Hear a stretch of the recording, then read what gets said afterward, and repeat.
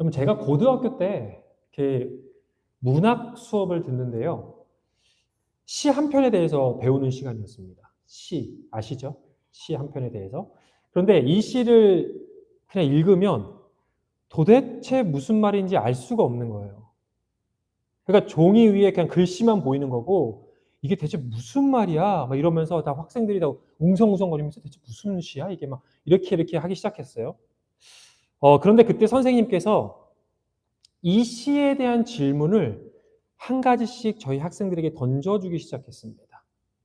그리고 저희 이 학생들은 그 질문에 대한 대답을 한 가지씩 던져주실 때마다 찾기 시작했어요. 그런데 놀랍게도 질문에 대한 답을 찾아가면서 어느 순간 그 어려운 그 시가 갑자기 달라 보이기 시작하는 거예요. 그러니까 아무런 의미가 없어 보이던 단어 하나하나에 담긴 시인의 그 깊은 의도가 하나씩 보이기 시작했습니다. 아, 왜 이런 시적 표현을 썼는지. 그리고 시인이 이 시를 통해서 독자에게 전달하고자 원하는 것이 무엇인지가 하나씩 보이기 시작하는 거예요. 분명 질문을 하기 전까지는 그냥 종이 위에 적힌 어려운 시 한 편이었습니다.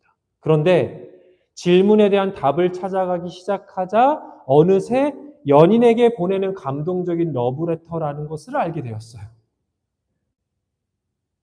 선생님이 말씀하셨습니다. 문학작품을 읽으면서 독자가 얼마나 좋은 질문을 할 수 있는지에 따라서 그 작품의 가치가 하늘과 땅의 차이처럼 크게 달라질 수 있다라는 말씀을 하셨습니다. 즉, 질문이 내가 보이는 세계를 바꾸었다는 말이에요. 질문이, question이. 내가 경험할 수 있는 크기를 바꾸었다라는 말입니다. 그런데 여러분, 질문이 우리에게 얼마나 중요한지는 단지 문학작품만의 이야기가 아니라 우리의 신앙에 있어서도 마찬가지라는 사실입니다. 질문이 우리의 신앙에 얼마나 중요한가. 여러분, 좋은 질문은요, 신앙의 성장을 가져옵니다. 좋은 질문은요, 하나님을 만나는 좋은 통로가 됩니다. 좋은 질문은 나를 변화시키는 도구가 됩니다.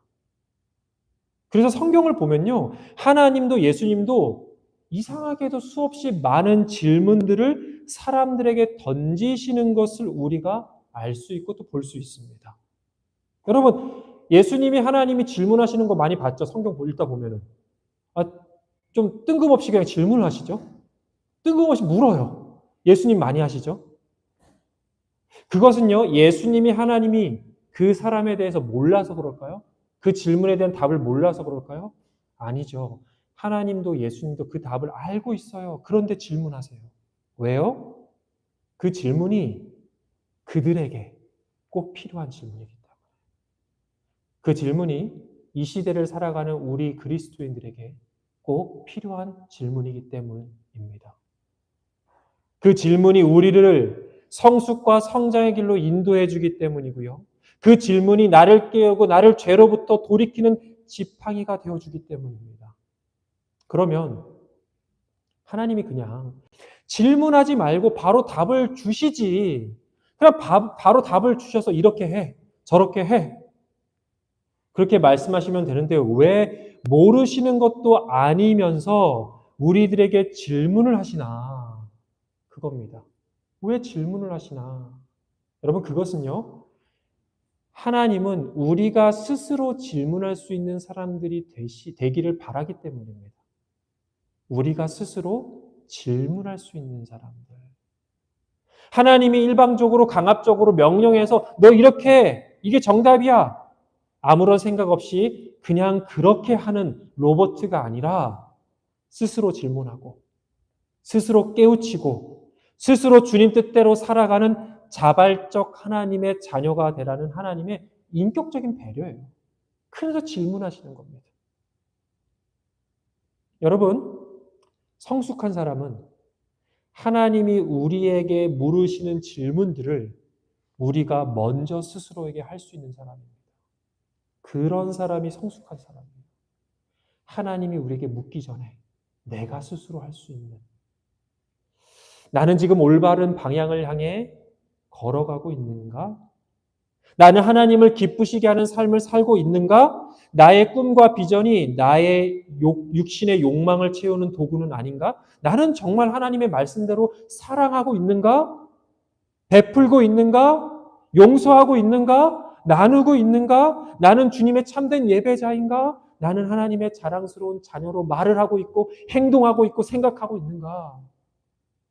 여러분, 신앙의 성장을 위한 수없이 많은 질문들을 우리는 스스로 할 수 있어야 됩니다. 그래야 우리가 곁길로 새지 않고 하나님께서 예비하신 축복된 길로 걸어갈 수 있습니다. 유혹에 빠지지 않을 수 있습니다. 하나님의 뜻을 거스르지 않을 수 있습니다. 사명과 축복의 길을 걸을 수 있습니다. 사랑하는 여러분, 저는 저와 여러분이 신앙의 질문을 멈추지 않는 사람들이 될 수 있기를 주님의 이름으로 축복합니다.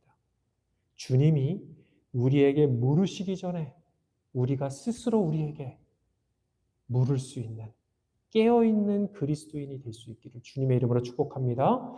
자, 이제 오늘 하나님께서 주신 말씀을 좀 살펴보도록 할게요. 오늘 본문 조금 길지만 다시 한번 쭉 한번 읽어볼게요. 자, 준비됐습니까, 여러분? 눈빛이 왜 이렇게 흐려지죠? 자, 시작. 그들은 다시 예루살렘에 들어갔다. 예수께서 성전뜰에서 거닐고 계실 때에 대제사장들과 율법학자들과 장로들이 예수께로 와서 물었다. 당신은 무슨 권한으로 이런 일을 합니까? 누가 당신에게 이런 일을 할 수 있는 권한을 주었습니까? 예수께서 그들에게 말씀하셨다. 나도 너희에게 한 가지를 물어보겠으니 나에게 대답해 보아라. 그러면 내가 무슨 권한으로 이런 일을 하는지를 너희에게 말하겠다. 요한의 세례가 하늘에서 온 것이냐 사람에게서 온 것이냐? 내게 대답해 보아라. 그들은 자기들끼리 의논하며 말하였다. 하늘에서 왔다고 말하며 어찌하여 그를 믿지 않았느냐고 할 것이다. 그렇다고 해서 사람에게서 왔다고 대답할 수도 없지 않은가?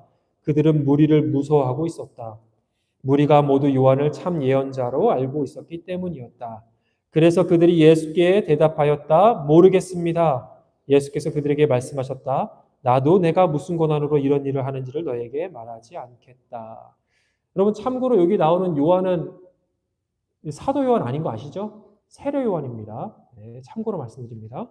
자, 오늘 말씀은 참 많은 질문들이 오고 갑니다. 많은 질문들이 있네요. 그렇죠? 읽어보니까.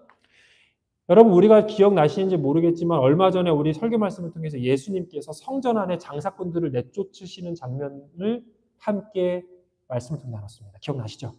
그렇죠? 자, 그 이후에 일어난 일이에요. 이 일에. 우리 중간에 가임 예배가 있어서 약간 좀 한참 쉬었지만 기억이 나실 겁니다.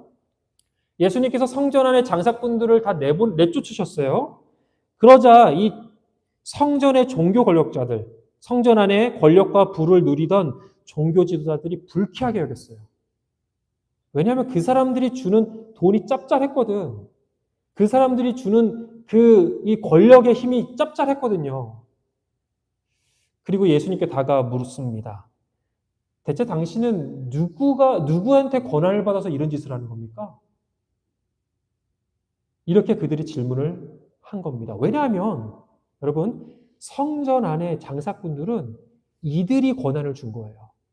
이 종교 지도자들이 물건 파세요, 염소 파세요, 양 파세요라고 권한을 준 겁니다. 그러니까 예수님께 질문한 거예요. 당신이 대체 뭔데? 당신이 대체 뭔데? 무슨 권한으로 이런 일을 합니까? 라고 물은 겁니다. 그런데 여러분, 여기서 우리가 깨닫는 사실이 있어요. 모든 질문이 좋은 질문은 아니라는 사실입니다. 모든 질문이 좋은 질문은 아니라는 사실이에요.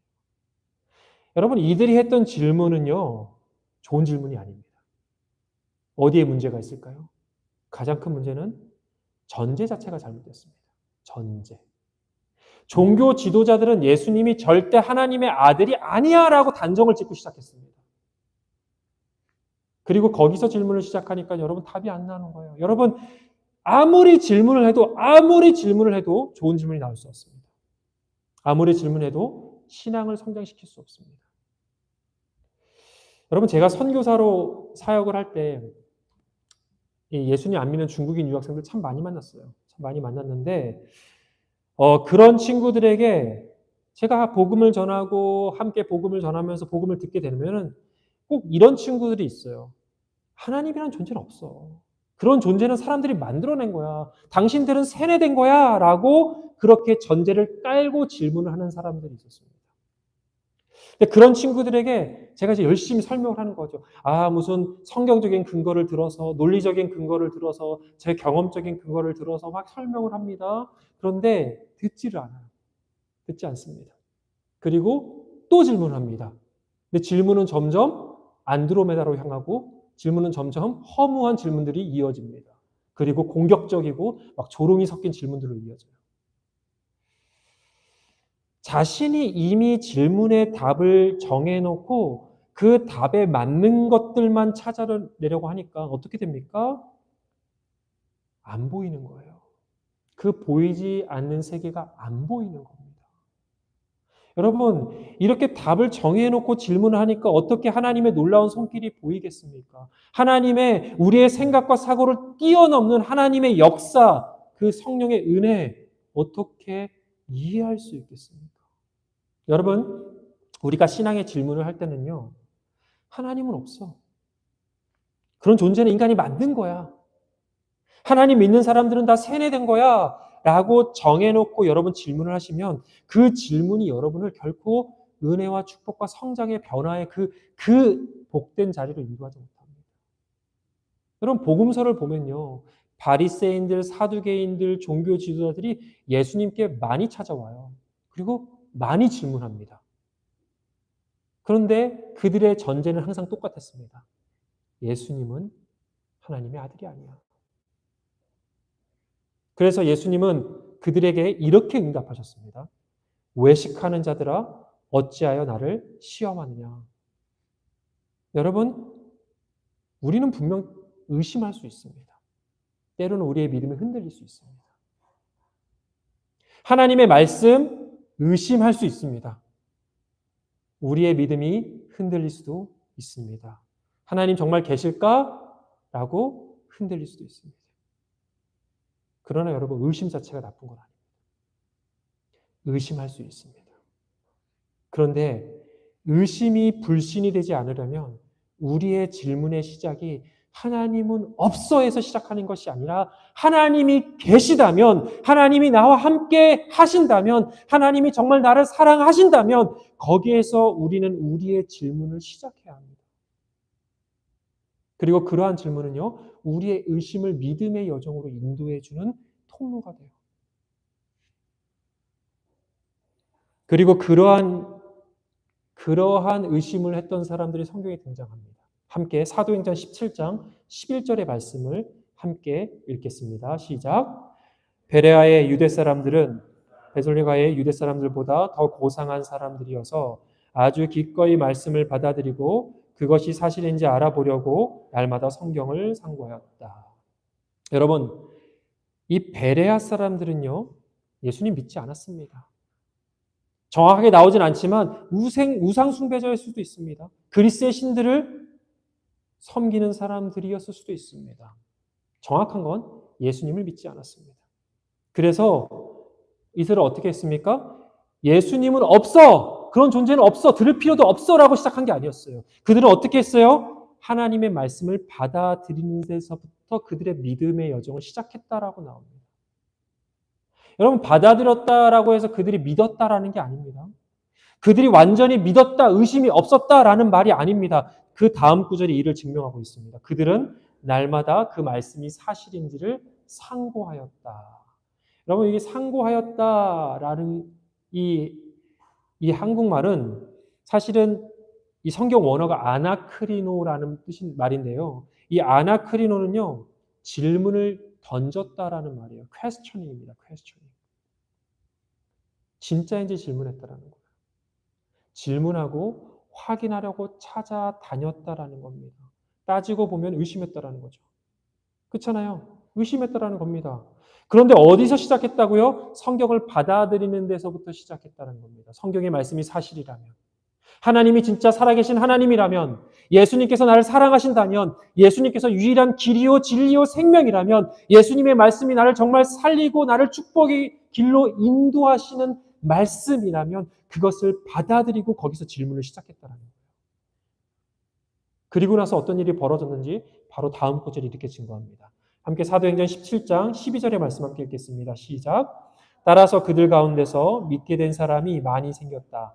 또 지체가 높은 그리스 여자들과 남자들 가운데서도 믿게 된 사람들이 적지 않았다. 따라서 무슨 일이 벌어졌다고요? 믿게 된 사람들이 많이 생겼다는 겁니다.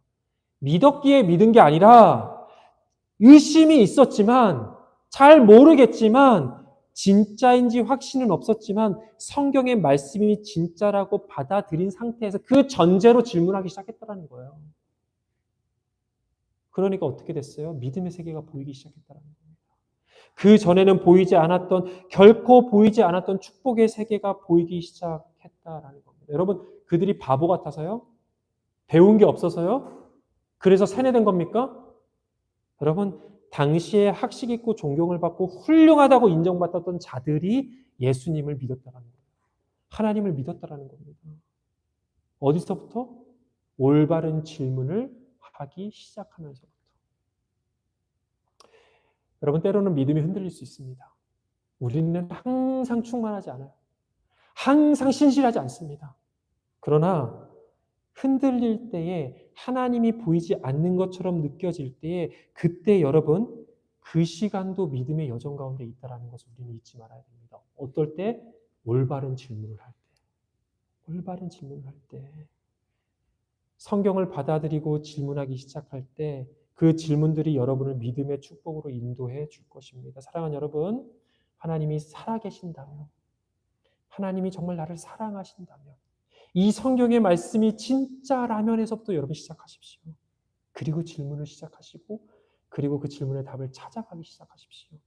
그때 여러분의 믿음이 정말 놀랍게 성장할 것을 주님의 이름으로 축복합니다. 자, 그리고 이어서 종교 지도자들의 잘못된 질문에 예수님은 이렇게 응답하시는데요. 우리 함께 본문 29절부터 32절까지 말씀을 다시 한번 또 읽어보겠습니다. 시작. 예수께서 그들에게 말씀하셨다. 나도 너희에게 한 가지를 물어보겠으니 나에게 대답해 보아라. 그러면 내가 무슨 권한으로 이런 일을 하는지를 너희에게 말하겠다. 요한의 세례가 하늘에서 온 것이냐 사람에게서 온 것이냐 내게 대답해 보아라. 그들은 자기들끼리 의논하며 말하였다. 하늘에서 왔다고 말하면 어찌하여 그를 믿지 않았느냐고 할 것이다. 그렇다고 해서 사람에게서 왔다고 대답할 수도 없지 않은가? 그들은 무리를 무서워하고 있었다. 무리가 모두 요한을 참 예언자로 알고 있었기 때문이다. 여러분, 예수님은요, 그들의 잘못된 질문에 다시 질문으로 답을 하셨습니다. 그 질문이 그 어떤 답보다 가장 좋은 답이었기 때문입니다. 예수님의 질문으로 종교 지도자들은 혼란스러워졌어요. 요한의 세례가 하늘에서 왔다라고 한다면 자신들을 신랄하게 비난하는 그 세례 요한을 인정하는 꼴이 되는 거잖아요. 하나님으로부터 왔다고. 근데 또 반대로 아니라고 하면 세례 요한을 따르는 수많은 사람들 되게 많았거든요. 세례 요한을 따르는 사람들이. 그러한 사람들의 반응이 어떨지 무서운 거예요. 그런데 여러분, 예수님이 왜 이 질문을 했을까요? 왜 이들에게 질문으로 대답하셨을까요? 단순히 그들을 당혹스럽게 하려고? 그들을 불편하게 하려고? 아닙니다. 예수님의 질문의 의도는 뭐냐면요. 그들이 얼마나 어리석고 그들이 얼마나 잘못되었는지를 스스로 깨달으라고 주신 질문이었습니다. 스스로 깨달으라고. 자신들의 무지, 자신들의 죄, 자신들의 거짓, 불의, 어리석음을 깨닫게 하는 질문. 여러분, 우리가 우리 자신에게 해야 할 질문입니다. 여러분, 이러한 질문이 우리의 신앙의 성장을 가져옵니다. 여러분, 불편하죠? 그러면 질문 안 하고 싶습니다. 남한테도 듣기 싫은데 내 스스로 하라고요? 안 하고 싶지요. 회피하고 싶습니다. 그러나 여러분, 이런 질문을 해야 우리가 하나님의 뜻을 따라갈 수 있습니다. 자신을 쪼개는 질문을 해야 자기 중심성의 늪에서 빠져나올 수 있습니다. 자신을 냉정하게 찌르는 질문을 해야 죄의 습관에서 살아날 수 있습니다. 나를 수술대 위에 올리는 질문을 해야 절대 변하지 않을 것 같은 우리가 온전한 하나님의 자녀로 변할 수 있습니다. 여러분 성경에서 어떤 인물을 제일 좋아하세요? 네. 누구요? 다윗이요? 다윗. 약간 다윗을 닮은 것 같기도 하고 제가 다윗을 본 적은 없지만 뭔가 다윗과 비슷한 느낌이 듭니다. 다른 분들은 어떠세요? 어떤 인물을 좋아하세요? 예수님 빼고. 예수님 빼고. 그거는 약간 좀, 안 되죠. 반칙입니다, 그건. 빼고, 누구? 요셉. 요셉 좋죠. 좋습니다. 성경에 수많은 요셉이 나오긴 하지만, 지금 말씀하시는 건 창세기 요셉이죠? 네, 네, 창세기 요셉이죠. 예. 또 다른 분들은 약간 쉬어가는 코너로. 에스더를 좋아하신다고요? 에스더? 오, 에스더. 나라와 민족을 구하기 위해서. 다니엘. 다니엘 좋죠. 전 다니엘도 좋지만 다니엘의 새 친구도 좋아합니다. 이름은 없지만. 우리 어린 친구들, 유나 혹시 성경에 제일 좋아하는 인물 뭐예요? 가리키겠습니다. 죄송합니다. 혜성이는 어떤 인물 제일 좋아해요? 잘 모르겠어요? 네. 알 수 있도록 질문하십시오. 자, 여러분 뭐 다른 분들, 마지막 한 분. 성경 인물. 솔로몬. 솔로몬. 네, 솔로몬. 약간 컨트로버셜한 부분이 있긴 하지만, 네, 솔로몬 좋죠. 네, 엄청난 인물입니다. 네, 좋습니다. 근데 제가 여기에서 말하고 싶은 그 인물은 다윗입니다. 다윗. 처음에 나온. 여러분, 다윗은 아까 우리 전도사님 말씀하신 것처럼 굉장한 인물이죠. 사람들이 다 좋아하는, 어찌 보면 1위로 거의 예수님 빼고 가장 좋아하는 인물로 1위로 뽑힐 만한 사람입니다. 사실 다윗이. 그런데 다윗은 완벽한 사람이 아니었죠. 어떤 사람이었습니다? 음욕을 품어서 자신을 충실하게 따르는 부하의 아내를 간음한 사람이었습니다. 자, 거기서 끝났으면 모르겠어요. 뭐 그것도 문제죠. 근데 거기에서 이 죄를 덮기 위해서 거짓말을 합니다. 그리고 거기서 더 나아가서 어떻게 합니까? 그 부하를 충신을 전쟁터에서 일부러 죽입니다. 자, 살인자에다가 간음도 하고 거짓말도 하고 세트죠, 세트. 엄청난 사람입니다. 그런데 여러분, 그리고 나서 하나님께서 이 다윗을 깨닫게 하기 위해서 나단 선지자를 보내세요. 그리고 나단 선지자를 통해서 하나님이 이렇게 다윗에게 질문을 하십니다. 너는 어찌하여 나 주의 말을 가볍게 여기고 내가 악하게 여기는 일을 하였느냐? 하고 질문을 합니다. 여러분, 이 불편하고도 난처하고도 거북하고도 괴로운 이 질문이 던져지자 다윗 안에 견고했던 자기 중심성의 늪이 띄어지기 시작합니다.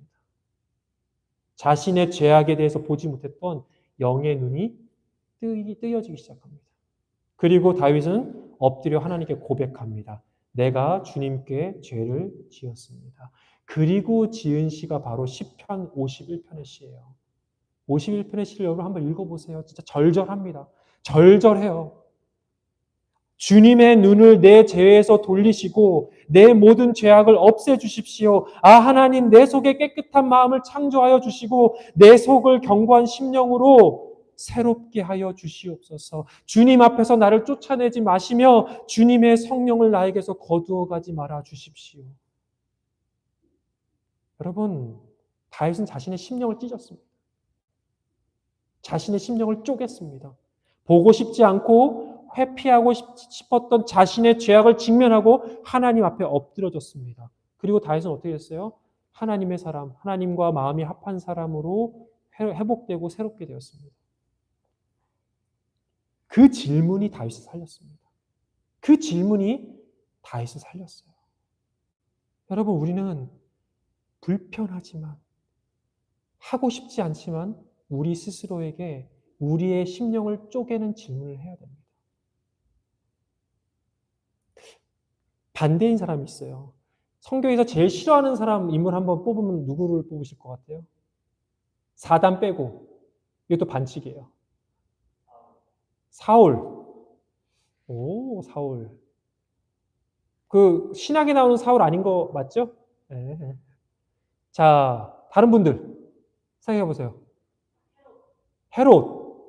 헤롯도 네, 그리고 굉장한 분이죠. 또 다른 분들 성경에서 대한 이 사람 진짜 싫다. 인물. 가룟 유다. 예수님을 판 가룟 유다. 헤나는 싫어하는 사람 있어요? 성경에서? 몰라요? 다른 분들. 마지막 한 분.